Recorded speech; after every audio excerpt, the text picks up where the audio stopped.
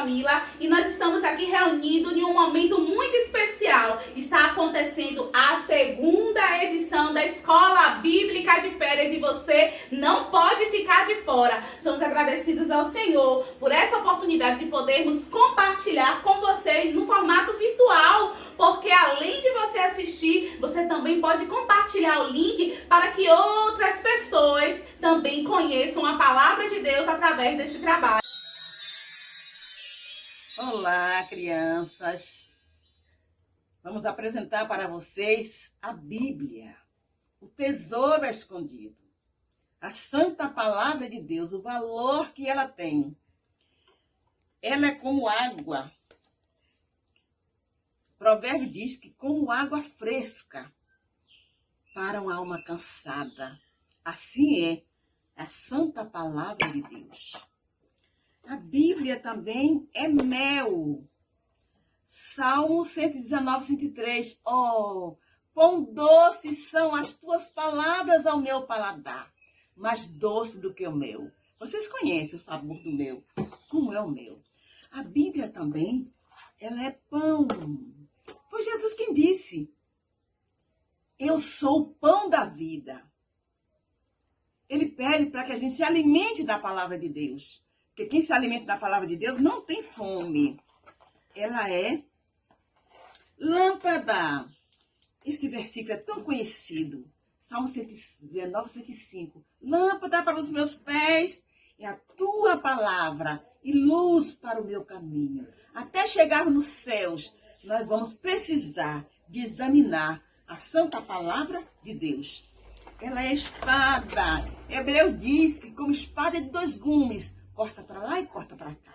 Quando nós aprendemos da Bíblia para nós, ou para ensinarmos, ela fala para mim e depois fala para você também. Ela é martelo. Como o martelo que esmiuça a penha. Assim é a palavra de Deus, para quebrar corações duros e entender a santa palavra de Deus. Ela também é semente. Lembra da parábola do semeador? A semente é boa. Precisa de um terreno bom, de um coração aberto, para que essa semente possa germinar, nascer e crescer. É assim que a palavra de Deus trabalha no nosso coração. Quão rica e poderosa é a santa palavra de Deus. Vamos amar este livro. Vamos estudar, vamos gostar, vamos cuidar mais da nossa alma, lendo e gravando a santa palavra. Pai do Senhor, crianças, Pai do Senhor a todos que estão nos assistindo nesse dia, nosso segundo dia de EBF, glória a Deus. A nossa história, um menino de 8 anos que se tornou rei. Quem está no trono agora? O rei Manassés. O rei Manassés assume o trono no lugar do rei Ezequias. O rei Manassés, ele aprendeu, andou, viveu, conviveu com seu pai Ezequias. Mas vocês acham, crianças, que ele se tornou um bom rei? Pois é, não se tornou um bom rei. O rei Manassés, assim que se assentou ao trono, desfez tudo o que seu pai havia feito. Tudo que seu pai tinha falado sobre o Deus verdadeiro, e o rei Manassés fez o contrário. A primeira coisa que mandou fazer foi construir imagens, capelas e altares a Baal. Ele fez imagens, construiu capelas e altares a Baal. E assim, obrigava o povo a se prostituir, a fazer as coisas erradas, a cultuar as imagens. Colocou imagens dentro da casa de Deus, a casa que Deus tinha dito a Davi, que seria o local onde estaria seu nome registrado. E aí, o povo foi oprimido pelo rei Manassés por muitos anos. O rei Manassés levou mais ou menos 50 anos no trono. E ele era um perverso rei.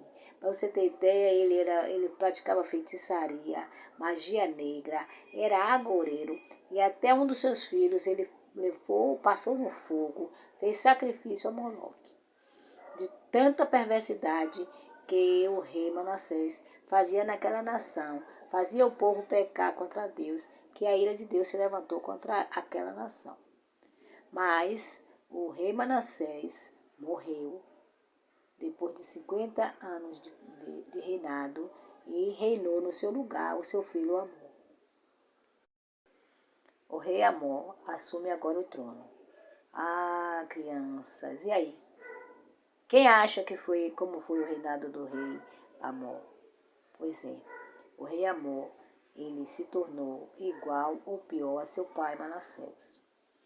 A primeira coisa que ele fez quando ele assumiu o reinado foi destituir os sacerdotes do Deus todo verdadeiro. Então, pode ir embora, não quero mais vocês aqui, eu ensino aos meus filhos, eu ajudo, eu oriento ao meu povo, não quero mais vocês aqui, podem ir embora. Depois que ele dispensou os sacerdotes, ele mandou chamar o secretário Safã e disse a Safã: agora pegue as imagens que estão lá no jardim e coloque lá no templo, lá dentro do templo do Deus Altíssimo. Aí Safã: não posso fazer isso. Como é que eu posso fazer isso? Como é que eu posso blasfemar o templo de Deus? Eu estou mandando, vai e faça. E assim, Safã mandou pegar as imagens e colocar no templo de Deus. E aí ele passou a ficar ali. E o povo passou a adorar e a sacrificar dentro do templo de Deus. O rei Amon mandava e desmandava, fazia o que queria, quem não obedecesse era punido, era sacrificado. O rei Amon se tornou um homem tão mau, mas tão mau, que o povo passou a odiar ele. Odiar de tal maneira que se reuniram o povo e os oficiais do exército. O povo se reuniu com os oficiais do exército, pegaram Amon, depois de 2 anos no trono, e mataram Amon. Amon foi morto porque era um rei muito mau. E assim, Amon não tinha filhos crescidos para assumir o trono. O que fazer? O povo levou muito tempo sem governante. Então o povo, junto com os oficiais do exército, resolveram: vamos pegar o filho dele, de 8 anos, e coroar rei. Por acaso alguma nação desejar invadir e dizer que não temos rei, temos aqui um representante. E pegou Josias e coroou ele rei.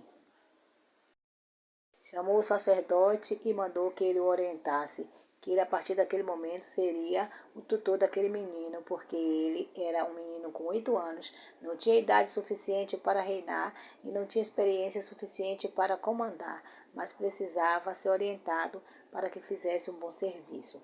E assim, Josias decidiu no seu coração não ser igual ao seu pai nem igual ao seu avô, mas queria ser igual ao seu bisavô. E aí, Josias começou a aprender mais de Deus. Amanhã nós iremos ficar sabendo como Josias buscou conhecimento de Deus. Paz, Senhor, até amanhã. Vamos cantar Meu Livro Companheiro. Bíblia, meu livro companheiro, meu livro companheiro é a palavra de Deus. Ela me fala cada dia, me fala cada dia do meu Salvador. Ela me ensina com certeza, me ensina com certeza o caminho do céu. Nela eu aprendo dia a dia, aprendo dia a dia a andar com Jesus. Vamos lá, né? Vamos começar com a história linda de Nilda da Argentina. Como nós vimos, né, ontem, no primeiro capítulo, na introdução, nós vimos como Nilda, quem era Nilda, sua família, seus irmãos e onde ela morava. Bem, nesse primeiro dia, vamos conversar um pouquinho sobre Nilda e sua família. Na região quente chamada Chaco, onde ela morava, na Argentina, ela tinha um irmãozinho, um garotinho, que abusava muito Nilda. Né? Ele judiava dela, fazia cada brincadeira sem graça. Ah, se Nilda pudesse pegar esse menino. E sabe por que ela não podia pegá-lo? Já descobriu? Por causa do seu problema, não é? Físico. Então, Pedrinho, ele sempre procurava alguma coisa para ficar abusando Nilda. Então, ele pegava umas varetinhas e ele de bambu, não é? E ele sempre ficava querendo bater rápido em Nilda e sair correndo. Brincadeira de criança, mas que irrita também, não é? E ela ficava, Nilda não me pega. Ele ficava falando, Nilda não me pega, Nilda não me pega. Cantava o menino, né? Mas Nilda, ela, como já cuidava dos seus irmãos, ela aí sempre procurava corrigi-lo, né? Corria atrás, mesmo com toda a dificuldade, não conseguia pegá-lo, porque ela se arrastava muito. O menino travesso, não é? Ele tinha tempo suficiente para poder correr e ficar de longe gritando mais uma vez. E só que aquilo ali machucava muito Nilda. Ela às vezes batia sua perna e aí ela ficava sempre pensativa. Oh, Pedro, você me deixa maluca! Ela gritou quando o irmão passou perto dela. E ela também, né, como todas as pessoas, às vezes uma reação, uma ação gera uma reação. Não é? Porque às vezes a violência em casa, com a família, com os nossos irmãos, e você também às vezes, né? Você se irrita com seu irmão, se você é mais velho, ou se você é mais novo, acha que você pode fazer qualquer tipo de brincadeira. Então, Nilda, assim, ela rapidamente improvisou uma vassoura de galhos secos e duros. Quando o Pedrinho voltou, Nilda ergueu o braço esquerdo, né, porque o problema dela era no braço direito, armada com a vassoura, e bateu com força, acertando bem no rosto dele. Já pensou que coisa, marcar o rosto da criança? Não é? Imagine que dor ele não sentiu. Ela ficou ali inclinada para um lado, porque ela fez muita força para poder acertar ele, e Pedrinho ficou esfregando a bochecha arranhada. Ela largou a vara de bambu né? Ele largou a vara que tinha batido nela e fugiu para brincar com os irmãos debaixo do pé de jacarandá. E ela ficou pensando, além de Pedrinho, ainda tem essa árvore, não é, que também me chateia bastante. As folhas ficam em casa o tempo todo, as crianças trazem, ela tem que limpar mesmo com toda dificuldade. E Nilda ficava assim pensando que ela tinha que fazer tanta coisa, né? Não possam dar direito, né? As crianças não queriam brincar com ela de lá da sua localidade, né? Porque ela era muito lenta. Ela não estudava, como todo mundo ia para a escola longe, mas ela ficava em casa, só cuidando da casa. Ela fazia todo o trabalho doméstico, tinha que cuidar dos irmãos, certamente. Ela cozinhava, né? De fazer o café, o almoço, a janta, para quando a mãe chegasse também ter alguma coisa, arrumar a casa, dar banho nas crianças. Por quê? Porque Nilda tinha 8 irmãos, lembra? Já pensou uma casa com 9 crianças? É gente demais, muito zoada, né? Então, mas Nilda era muito inteligente, não é? Nilda fazia, ela tinha as habilidades, ela sabia o que os irmãos gostavam, então sempre ela estava colhendo mandioca, porque eles comiam no lugar do pão, né? Que seria o aipim que a gente come, né? Então, ela fazia tudo isso, ela tentava fazer a fogo de lenha, né? Porque em casa as condições eram simples. Então, ela sempre fazia o possível para que ela cuidasse de tudo direitinho. Tinha sua irmã, que era Leda, que era menor do que ela, mas era sua confidente, era a pessoa mais próxima, que ela sempre estava observando tudo, conversando com Nilda. E às vezes via Nilda chorando, né? Via Nilda um pouco triste, porque ela ficava só trabalhando, não podia brincar, nem tinha tempo, nem as crianças queriam brincar com ela. Bem, um certo dia, Nilda estava em casa e aí observou, né, lá longe, logo, algumas pessoas que se aproximavam. As pessoas eram duas mulheres, duas jovens, né? Logo as jovens alcançaram a sombra do jacarandá, em seguida encaminharam-se direto para o quintal da casa de Nilda. A senhora mais baixa, eram 2 mulheres, a senhora mais baixa olhou para Nilda e sorriu. Nilda estava custando acreditar que isso fosse verdade, porque não se lembrava que alguém tivesse rido para ela ou conversado com ela. Ela disse: Olha, eu sou a professora Eunice. Aí apontou para a outra professora Elva. Nós viemos convidá-la para você dar um pulinho até uma escolinha lá na Casa Grande do Morro. Vai começar daqui a pouco.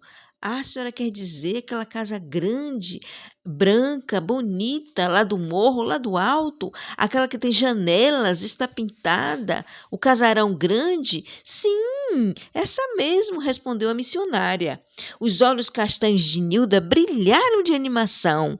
Olhou então para ao seu redor, não é?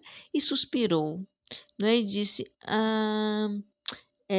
acredito que não vai dar não, a senhora quer que vá, mas eu não frequento escola, eu só faço trabalhar. Ela disse: não é uma escola como as outras, disse a professora mais alta, a professora Elva, né, com doce voz, e queremos que você vá sim lá para casa para você ouvir história, né? Fizemos uma longa caminhada até aqui para falar com você, de alguém muito especial que gosta muito de você. Aí Nilda respondeu: a senhora deve estar enganada, né? Ninguém gosta de mim, né? Eu com esse defeito físico, não é? Não, mas nós queremos que você vá. Não posso ir, sabe por quê também? Tenho 8 irmãos para cuidar.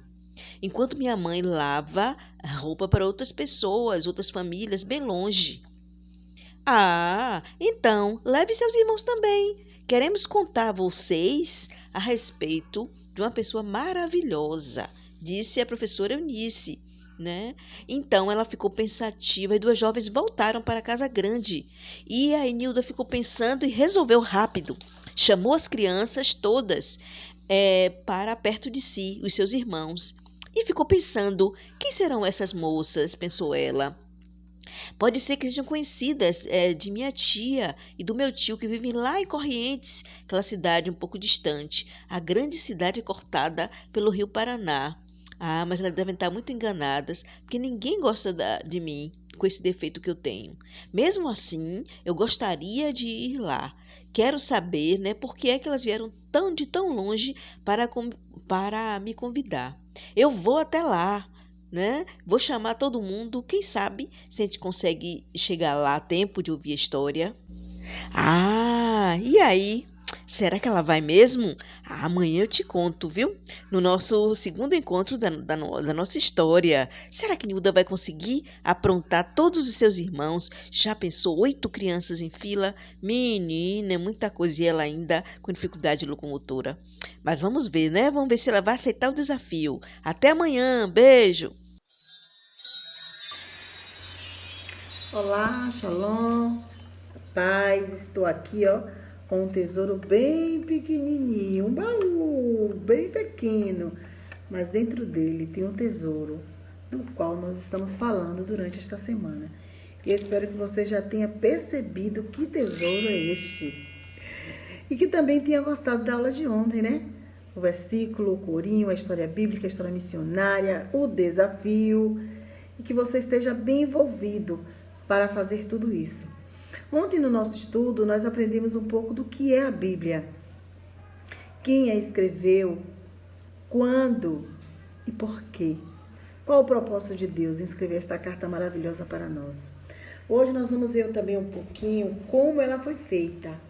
Então, no tempo de Moisés, eles usaram a pedra, e esta pedra foi trabalhada para ter a sua forma de escrita. Ela também foi feita no papiro, que era uma árvore onde era trabalhada e utilizada também para servir como escrita. Depois disso, ela foi feita em rolo, pele de animal curtida, e era trabalhada e as pessoas escreviam da sua forma. Mas como nós a temos hoje, a forma de papel, ela demorou muito para ser escrita. Mas o que importa é que ela chegou até nós. Então, hoje nós podemos lê-la, entender e aceitar o plano para o qual ela foi escrita. Eu espero que você já tenha a sua Bíblia.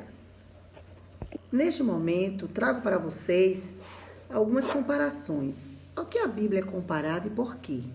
Você vai ouvir também falar sobre isso numa música e em outro momento eu com a Pró Silvina. Mas nós não poderíamos deixar de falar para vocês ao que a Bíblia é comparada. Ela é comparada à água. A água serve para quê? Isso, para matar a nossa sede. Então, a sede espiritual que o homem tem, que só a palavra pode satisfazer. E também para limpar. Limpar a água, a palavra de Deus, ela é água para limpar os nossos pecados. Ela também é comparada à espada. Por que espada? Uma espada de 2 gumes. Então, tanto quem lê como a ouve é tocado, porque ela penetra, a espada, ela penetra, a palavra, ela penetra no coração. Ela também é comparada ao martelo. Martelo, por quê? Porque o martelo, ele prega, ele bate, ele esmiuça, ele tritura. Então, a palavra de Deus é como um martelo, que esmiuça a penha, que vai trabalhando nos nossos corações, nos mostrando dia a dia em que nós precisamos mudar. A palavra de Deus também diz que ela é como mel, porque ela adoça as nossas vidas. Ela traz para as nossas vidas leveza, tranquilidade, paz. Ela deixa tudo mais suave e mais doce. Então, a palavra de Deus também é considerada como mel. Você sabia? Ela também é considerada como pão. Pão para o faminto, pão para quem tem fome. Então, se alimente, que a sua alma esteja cheia deste alimento espiritual, que é ela mesma. E ela também é considerada como semente. Semente, sim, ela precisa ser germinada e ela precisa crescer nos corações dos homens. Foi para isso que Deus a fez e a escreveu e determinou que homens as escrevessem, para que o homem, ela fosse germinada e crescesse no coração do homem. E a partir daí, ele também pudesse falar para outras pessoas sobre esta maravilhosa palavra do homem. Ela também é considerada e comparada como espelho. Por que espelho? Porque é através do espelho que nós nos vimos a nossa imagem. Então, quando nós lemos a palavra de Deus, nós percebemos quem somos nós. Somos pecadores e precisamos da salvação em Cristo. A palavra também é comparada a fogo. Por que fogo? Fogo queima. Então, queimar o pecado e aproximar o homem de Deus. A palavra de Deus também é comparada à lâmpada. O que a lâmpada faz? Ela ilumina, ela clareia, ela norteia. Então, a palavra de Deus também é considerada como lâmpada. Ela é considerada como leite. Por que leite? Porque o leite alimenta. A palavra de Deus alimenta a nossa alma. Quero falar para você também como a Bíblia ela é chamada. E aqui no Salmo 119, versículo 1, diz assim, felizes são aqueles que andam por caminhos retos, que estão de acordo com a lei do Senhor. Então, a Bíblia ela é chamada de lei, ela é chamada de testemunho, ela é chamada de preceito, ela é chamada de estatuto, ela é chamada de mandamentos, ela é chamada de juízo e ela é chamada da palavra de Deus. Olha quantos nomes bonitos ela tem. Se você ler o Salmo 119, você vai encontrar todas essas palavras que foram dirigidas à Bíblia, a palavra de Deus. Vai lá, dá uma lidinha para você entender do que nós estamos falando. Você vai ficar feliz ao descobrir todas essas palavras. Vocês lembram que eu falei que a Bíblia é uma carta de amor? Uma carta de amor de Deus à humanidade? Pois é. E hoje eu vou trabalhar com vocês as verdades fundamentais do que está registrado na Bíblia. Ela nos fala desse grande amor, o amor de Deus. O amor de Deus em prol da humanidade, sua bondade e misericórdia a favor dos homens. A Bíblia nos diz que todos pecaram e afastados estavam da glória de Deus. Mas Deus, por sua infinita misericórdia, Ele providenciou algo. Sabe por quê? Que o nosso pecado estávamos nos afastando desse grande amor. A Bíblia diz que todos pecaram e destituídos, afastados estavam da glória de Deus. E o que foi que Deus fez? Ele veio em forma de homem, através do seu Filho Jesus Cristo, que com o Espírito Santo forma a Trindade, para morrer na cruz em nosso lugar. Jesus se entregou totalmente. A palavra de Deus diz que a última gota de sangue foi derramada para que eu e você pudéssemos. A palavra de Deus diz que a última gota de sangue foi derramada para que eu e você pudéssemos ter vitória sobre os nossos pecados através dessa morte expiatória de Jesus. E a partir do momento que a pessoa reconhece isso, através da leitura da palavra de Deus, deixando a palavra penetrar, reconhecendo o grande amor de Deus e o sacrifício que ele fez através de Jesus, nós temos o perdão dos nossos pecados. Porque o sangue de Jesus, ele tem poder para perdoar os nossos pecados. Oh, que maravilha! Oh, que maravilha! Saber que nós podemos ter uma nova vida em Cristo. Uma vida diferente, uma vida feliz, uma vida promissora e garantia de vida eterna. Então, todo aquele que reconhece o que na Bíblia está escrito, o grande amor de Deus, o pecado, que você é pecador, que nós somos pecadores e aceita Jesus, o sacrifício dele como Salvador, nós agora temos uma vida eterna em Deus. Uma vida eterna em Deus. Olá, galerinha! Estamos morrendo de saudade de vocês!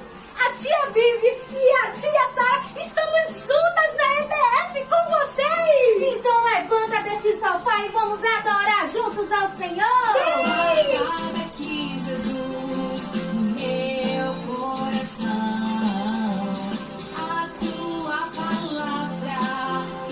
Se não vou pecar, tá guardado aqui, Jesus, no meu coração. A tua palavra e contra ti não vou pecar. Lâmpada para os seus pés é a tua palavra e luz para o meu caminho, e sem ela eu não posso viver. Tá guardada aqui, Jesus, no meu coração. A tua palavra e contra ti não vou pecar. E se o mal quiser a minha paz tirar, a tua palavra como uma espada me defenderá. Tá guardada aqui, Jesus, no meu coração. A tua palavra e contra ti não vou pecar. Mas eu sei que o mel é a tua palavra, alimento para a alma, nela vou me saciar. Tá guardada aqui, Jesus, no meu coração. A tua palavra e contra ti não vou pecar. Tá guardada aqui, Jesus, no meu coração. A tua palavra e contra ti não vou pecar.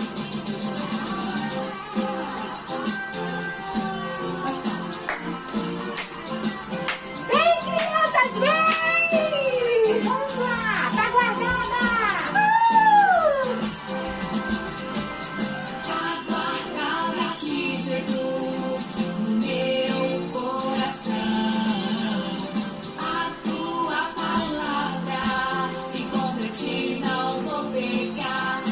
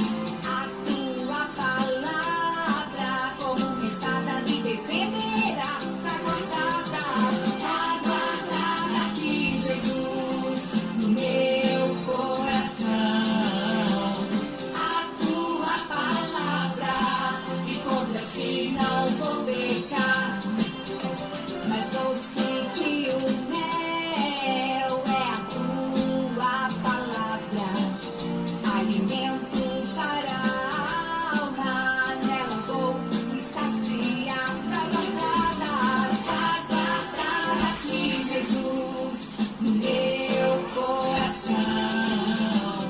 A tua palavra me convence, não vou pecar. Tá guardada aqui, Jesus, no meu coração. A tua palavra me convence, não vou pecar. Me convence, não vou pecar. Tua palavra guardada está. Me convence, não vou pecar. Tua palavra guardada está.